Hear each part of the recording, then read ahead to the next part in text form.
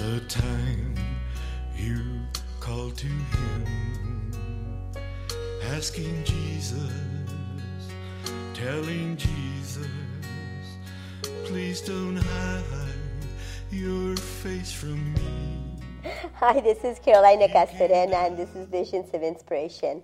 Welcome to the show. I just have to share a little bit about the person that sings on my show. His name is Paul Belcher, and it's Heaven to Me, it's called.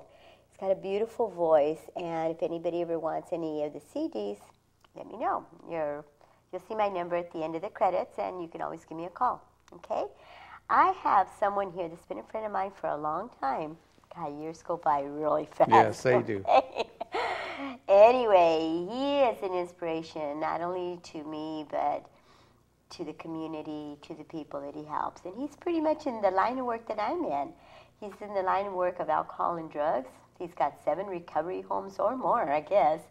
And he's just doing an awesome job out there. And again, he's making things happen for our Lord. I'd like to introduce Dr. Armando Garcia. Christina, how are you this day? Carolina. Doing great. Okay, I'm not Christina. That's right. That was the other lady. How are you doing today? I'm doing great. Great. How about yourself? How's it going for you? Good, busy. The field of alcohol and drug recovery is an ongoing thing. It's 24/7. A lot of candidates out there. There's a lot of people that are addicted, and methamphetamine, cocaine, and that's the drug out right now, is meth. And it's epidemic throughout our country, as you well know. Many reports have come out through different universities on the deterioration of our nation because of it. And about 26 years ago, I got saved. I was addicted to amphetamine, which is a derivative. And so I found my life at that time was chaotic. And one day I found Jesus Christ, and he saved me and cleaned me and washed me and delivered me from drugs and alcohol. And how did that feel? It felt great. I tell you that being bound and locked up in drugs it is a mirror that is smoky. Every day seems like a perfect day, and yet you get nowhere. It's an endless journey that unless someone comes to reach you and tells you about God, or you get yourself into a recovery program on a voluntary basis, then you come to see some clarity in your life, and you get to see exactly where you've been journeying, wasteful. As the biblical principle says, there was a story in the Bible, Carolina, about the prodigal son. I remember that one well. And as you well know, it wasn't until the story went until he was on all four, almost eating the food that belonged to the swine. Yeah. And when he mentioned to his face, to himself, he said, I'm going back to my father's house because there I remember the love that there was there, and they were treated much better than this. Until he came to himself, is what the scripture says, until he came to himself. And when that hits a person's life, when you come to yourself, you examine yourself of the things that you used to do to the things that you can do. In other words, God in every person has a special gift. And somehow the enemy tries to rob us from that gift being produced. And what better way with our young people today than to get them involved in drugs and divertives. Do you think that you needed to go through all of this to be able to know what it was that God had in store for you? I think that the Word says that God turns everything around for good to those who love Him and are called according to His purpose. I don't believe that God created me to take drugs, but I think those were my choices. And I think through the experiences that I've had through them, I'm able to share with a better heart, with an open mind, and I'm able to relate not only to the younger people, but also to people of my age. Parents who are functional addicts, who have a job, who can keep a job and yet keep their drugs hidden. Only understanding that it goes on and the kids see it and they have no respect for the parent. That's right. They have no respect for the household or the unit of the family. And so we have deterioration within the family. So the experiences that I've carried out and have had through my choices, God has turned those around and allowed me to see both sides of the story. And so when I minister to folks throughout the United States, I find that it's very healthy that I can draw back from those experiences and say, you know, there's a way. Jesus says, I am the way, I am the truth, and I am life itself. Any other way, you're but a thief or a robber. Right. And boy, that really, to some folks, it can captivate them in saying, am I a robber? Or am I what God called an exceptional person to do an extraordinary thing today? Well, you know, I have talked to you before. I remember when I met you when you just had one. That's correct. Okay. But what I see in you, and it's very important, is God will put us, or we go through these obstacles in our lives, and we fall, and we get scratched up, and we pick ourselves up, and we keep on going because we know this is what God wants us to do. Now, you've had more than your share, I would say. I mean, you've had cancer, you've had a stroke. That's right. You know, of course, you didn't die because you're not supposed to. You got too many things to do. But didn't you ever at one time feel that you just couldn't do it no more? I mean, you know, here I'm doing God's work and this is happening to me. Did you ever feel that way? I think there was several times, and as you mentioned, the cancer was a big struggle. It was a big obstacle. The stroke that I just recently took on, thank God that I'm getting healed by that. My face and arm and my faculties are coming back. The cancer was one thing. The broken back was a real long issue, and I think that's what really turned my life around. God had to get my attention. And once again, turning things around, He turned me on my back, and the only way I could look was up. Ooh. And at that point, it was God, I'm no good to you here, laying in this bed. Either we need to do something with me or take me. And God just chose that day to heal me of a broken back. Can you imagine? A broken back. And when I say that to people, they said, well, maybe it was just a sprained back, or maybe it was, no, it was I spent 1 year in the hospital, at Cedars-Sinai Hospital. Wow. And in recovering from that, I thought, well, that was okay. You know, I mean, God really did a work, and it inspired me to do something great for Him. You know, Carolina, when you fall in love with someone, we do the weirdest things in life. I have seen people fall in love with another human being, and they'll call it different hours and late hours. They say nothing just to breathe at each other. But when you fall in love with God, He never sleeps, He never slumbers, and the Word says that He's always attentive to the prayers of His saints. And I remember nights, overnights, falling in love with God and saying, God, please, just heal me. Let me do something. Heal me. And I'll never turn back. And you know, that was 26 years ago. Wow. I've almost died 4 times. And in all of that.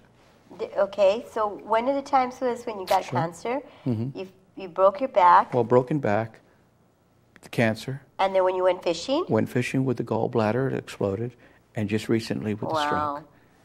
And yet here I am, talking into that TV to you folks that are watching, and telling you only one thing, that God is willing if you're able. I call it FAT, faithful, available, and teachable. Yeah. If you're able to do those 3 things, if you're faithful enough to believe in Him, He says when you are faithless, He is faithful.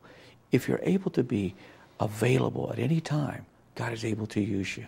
He's forever calling people at any hour to do a service. A service doesn't mean preaching at a podium. A service means preaching to someone and talking to someone with compassion and with love, and showing them that there is another and different way.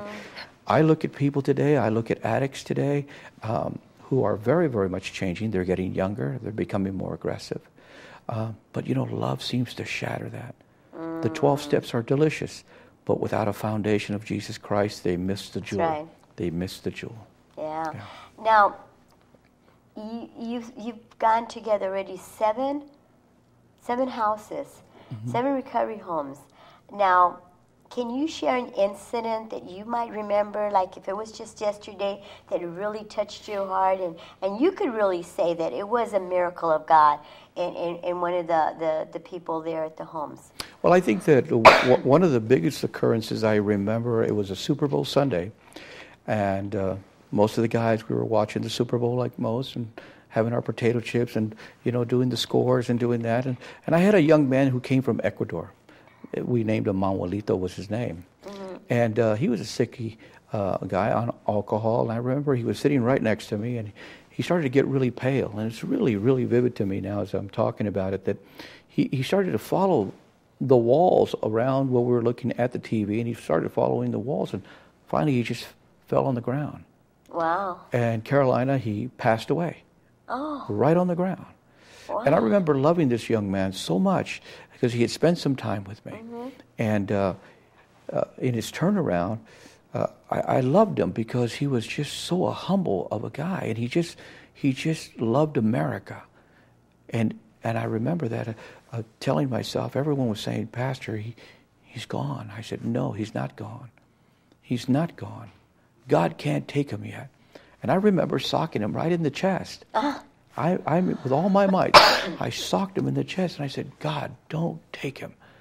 Wow. He's an instrument for you. And he came up fighting, and oh my he came goodness. up breathing and fighting me with so much energy. And I'll never forget that Sunday that he got up and walked away. A man who rose from the dead.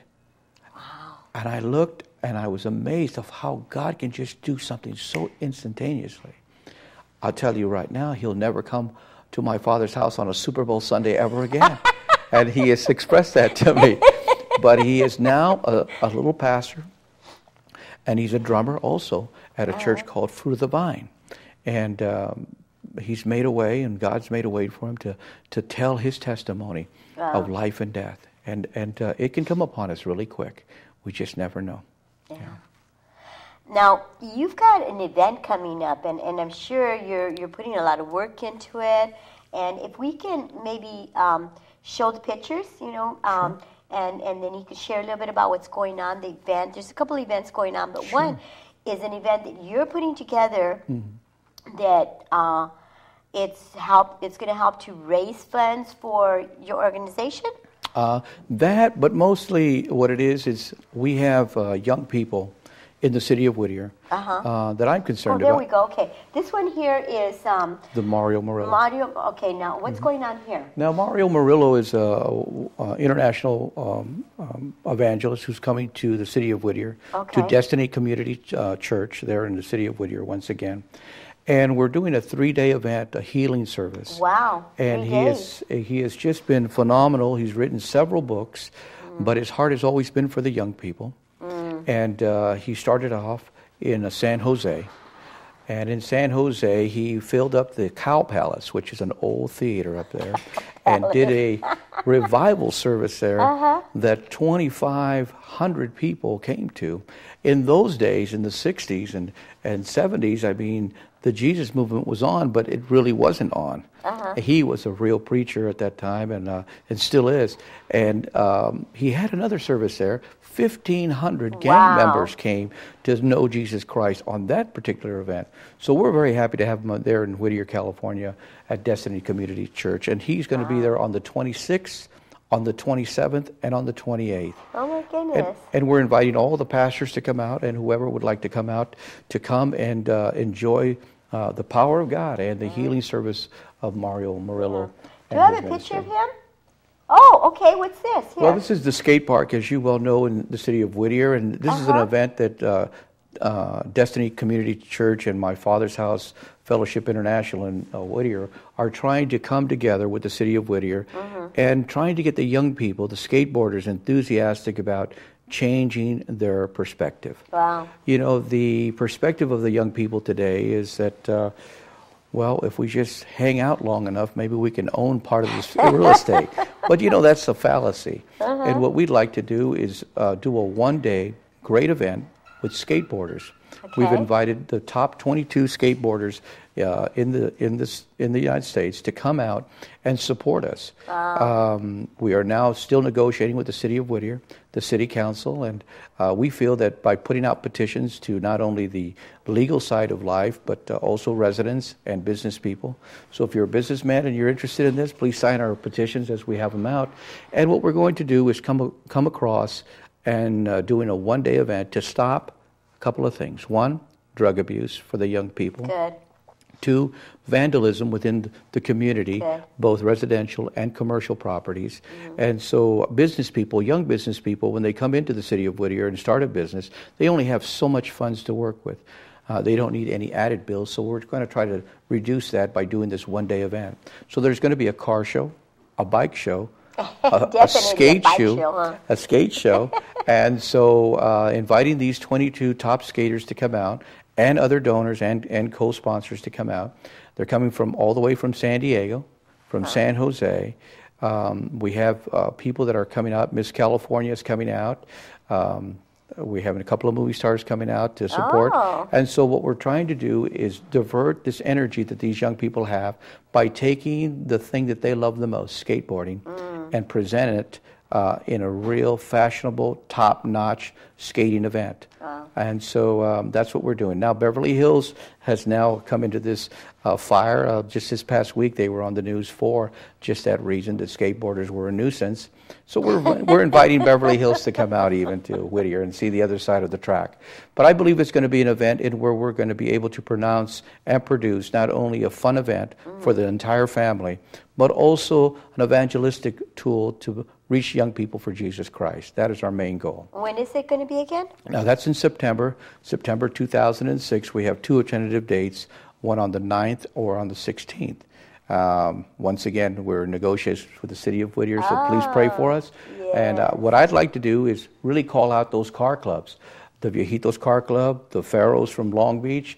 If you're interested in coming out, please notify our church, notify our people. They'll be more than happy to take your names. And all the bike clubs that want to come out, we're all welcome. No colors, but a lot of fun. Yeah. And so we're going to have trophies, best to show, first place, second place, third place, and all the divisions on the car shows, bike shows, and also for the beginners. We really want to demonstrate the love of God. Every participant will receive a trophy that comes out into this skate. Oh my goodness, that's great. Now you also mentioned something about first time doing this, or in Whittier, or what was? Yeah, what this was is the about? first. This will be the first time one-day event, largest one-day event ever in the city of Whittier. They have car shows, but never a triple. Never a bike show, car show, and skate show.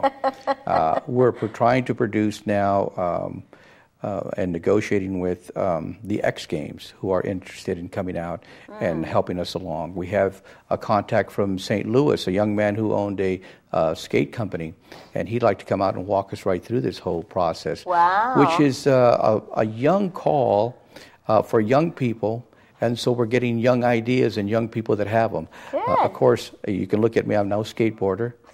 You're a biker. But I am a biker, and I am a godly biker, by the way. I love God. You should have brought a picture of you. Yeah, it would have been something to show. But I think that most people that put things together, bikes, cars, skateboards even, they have a love for those items. And to bring them out and to show them, it brings the entire family, and it allows the younger people, the young audience, to see what Father's all about, what the Big Brother's all about, what the Mother's all about. And in a unit where there are no drinking, none of that going on, it's completely sober. When they start to see a family unit once again, I think it gives them a ray of hope. I think our family unit is depleting, and I think we need to do something. Right. I think we need to do something as a city, as a people, and really as a Christian community to get involved. Get involved with our young people. Get involved with our families that are suffering. And both of these gentlemen that you had here, Wings of Hope, I enjoyed their testimony. I enjoy what they're doing. I think their ministry is a blasting one. And I think it's great. They go to places that never have been spoiled. Yet we here in America, here in Whittier, here in California, we are spoiled. Yeah. And so we don't know what it is to lose or loss. So showing those wins, bringing them together in a one-day event, I think would bring the unit together, bring the family unit together. And we're after, to be truthfully, we're after the young people that don't know God. We want them to come to know the Lord. That's our main focus. Okay, so your main focus is to bring them to know that there is a love that that God has for them, and to be able to show them by what you're doing. Sure. And what else is it Well, that the you other want to avenue, accomplish? yeah, the other avenues, aside of just coming and bringing them to an event, is that the other avenues to exhaust are academies of dance, academies of sound. There's our different schools that'll be being prepared, computer classes, things that they can put their energy into. The iPod is a very important thing in the young people's mind today. Yeah. The cellular phone is a big, huge thing. And so we need to make these tools available in a different perspective for the right reason. What are the other events that are taking place? Well, I think in the city of Whittier and the surrounding cities is that we need to see a change, especially in our church condition. I think many churches lock themselves in. And we're afraid to come out for some apparent reason. But I'm challenging you, pastors. You need to bring your congregations out and see the real world, and the real world is not that pretty. That's why God called us to be the salt of the earth, the light, a burning light in a city of darkness. What a great time to be an opportunity. In a decade to make a difference. We can make a difference. I believe that with all my heart. Well, you wear many hats, though, too. You also wear a hat on, where were you this morning? I was in Superior Court, and my other part is that about 19 years ago, I developed a program called Alternative Sentencing, in where I go into the court systems, and for the last 19 years have worked with young people who have had a first and second offense in drug abuse, petty thefts, and commercial burglaries. Working through the judges and through attorneys and DAs, we've come to establish that there are alternatives other than jail. Educating our young people, putting them through some schools and training, that they might not break into your house or mine anymore, but maybe, just maybe, get an education and do something for themselves and make a great choice for their lives. And I really believe in young people. I believe that we can turn this world around, but we need to work. There is no promotion without motion. And so I really believe that we should get up and do something. If not, we're going to see another decade of youth go down. Well, we're headed for that right now. Just the fact that these kids know that you care, and age doesn't matter, because you get all ages that are coming into your home, homes that you have. But I think the fact that they know that somebody cares, because they've gone down to where everybody's given up on them. Because when you're involved in alcohol and drugs, you lose your family, you lose your kids, you lose faith in God, you lose everything. That's correct. And you're like stripped of everything, even your dignity. And when you bring them into to your place, you show them that love and that compassion and that knowledge and the wisdom. I found that people that suffer addictions, what they really want is another chance. Yeah. And being an ex-addict myself and a recovering one, we all seek adoration. We all want acceptance. Well, we burn out our families. We burn out all our own bridges. But when there's a family that will accept you just the way you are, because that's the way they used to be, something happens. There's a chemistry that takes place. And when you're around clean people, sober people, clear thinking people, then it becomes contagious. Becomes contagious to those that really want to try to get their lives right. And I'll tell you, there's only one way to get their life right. Carolina, I could look at you and see Jesus all over you. And I know that in my eyes, and for those of you that are watching, there's only one way. And that is to accept Jesus Christ and allow Him to clean your life. Allow Him to come inside your life and turn you inside out, and then give you a new, fresh start. Your blackboard's all full of chalk. It'd be great to get a big eraser, just erase your past and get a brand new finish. Listen, the finish is this. He is the author and the finisher of your faith. Hopefully you could accept it. Wow. I believe that. That young man, when I had you on the show over there in Bellflower, he was so excited. I did take in the Bible, Billy the Kid, we named him. Yeah. You remember him? I mean, that was awesome. It was just like, you know, like you were talking to him. He came to know Jesus Christ. He was an intern behind one of these cameras. Yeah. And we started to talk about the Lord. And I remember after the session, he accepted Jesus Christ right then on the set. And I was so happy for him. I invited him to the church to come down. And I do want to mention one thing before we close, if we're about ready to close, is that Sure. I want to tell my pastor, and Pastor Linda and Pastor Charlie, how much we really love you. They're at Destiny Community Church. We love you very, very much, and we appreciate all your work. The young people that are coming to know Christ at your church, and the good deeds that you do. By not only young people and not only your congregation, but by ministers who are defeated, and how you restored them. You see, Pastor, I want to tell you something. I was defeated once, and you preached the message. I remember it. And that message was this: tell the devil I changed my mind. And I will never forget that for the rest of my living life, how you turned my life around by that message. And I just want to encourage you and tell you, you just keep doing what you do, and that's the best thing. Wow. So this show here that we have is dedicated to your pastor because he gave you a message so powerful that turned your whole life around after you were ready to give up. Well, you know, when you have successes and you lay on your laurels, things happen. But I'll tell you something. I have seen the greatest change in this program that you're doing. Have you? Carolina, I mean, I remember when we started. Yeah. You started, and I remember the first show we did. I know. And this is becoming things. I mean, you have ministries coming from all over the world. Oh, Like, it's great. awesome. I'm happy awesome. for you. I'm very, very proud of what you're doing in this program and how you're bringing testimonies out to be heard throughout the land. It's Well, great. this is for you. Oh, well, thank you And so I much. want to thank you from the bottom of my heart Thank you. for being on my show and being an inspiration to everybody. I'd rather close. Thank you, Dr. Garcia. Thank you so much. I'm Carolina Castorena, and this is Visions of Inspiration. God bless our troops, and God bless all of you, and continue to do the best you can to help other people, and the rewards are awesome. God bless.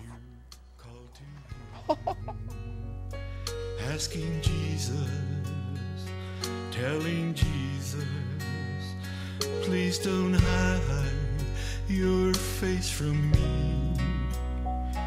He came down from his sky, wiped the tears from your eyes. He said, heaven to me is loving you.